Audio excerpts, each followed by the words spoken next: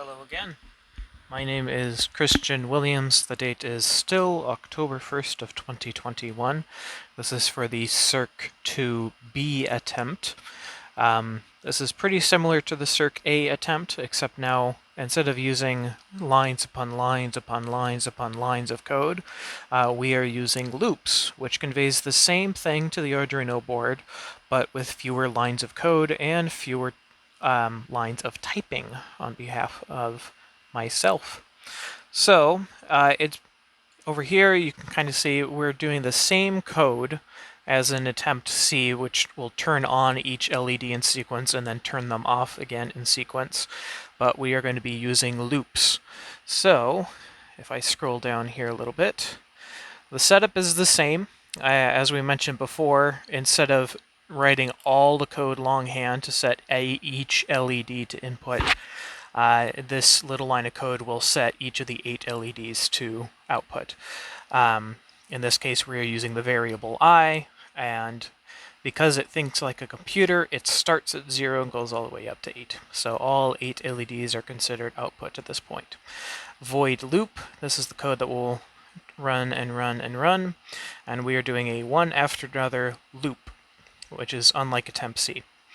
So now that we have told it what we're doing, we then have to define what one after another loop means. So first off, you'll notice that I set the delay time to 200.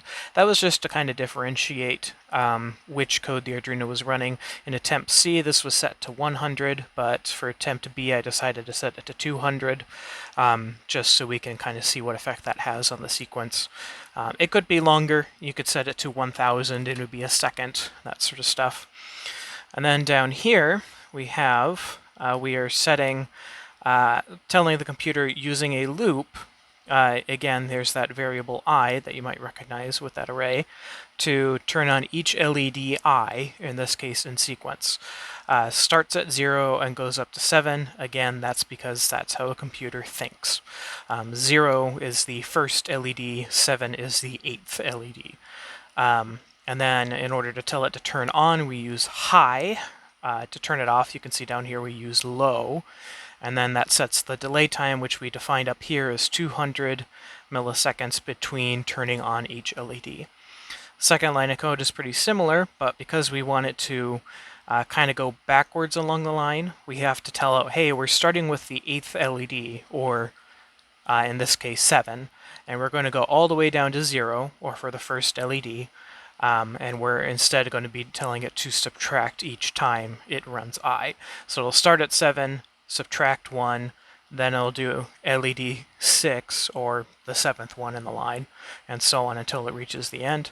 And then, you know, like any good movie production, I put fin, so just because I'm me.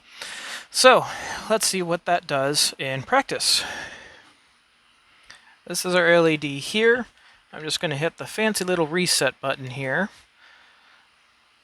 Alright, so it just finished setup, and now it is going into the loop, and as you can see, it's pretty much doing the exact same thing that attempt C did, but slightly slower, because I set that delay to 200 milliseconds for each time.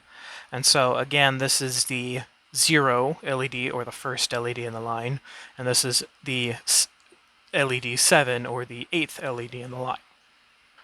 Pins are still all the same. Again, we're not using pin 0, 1 because they have special functions on the board. So we're starting with 2, 3, 4, 5, 6, 7, 8, 9, all the way up there.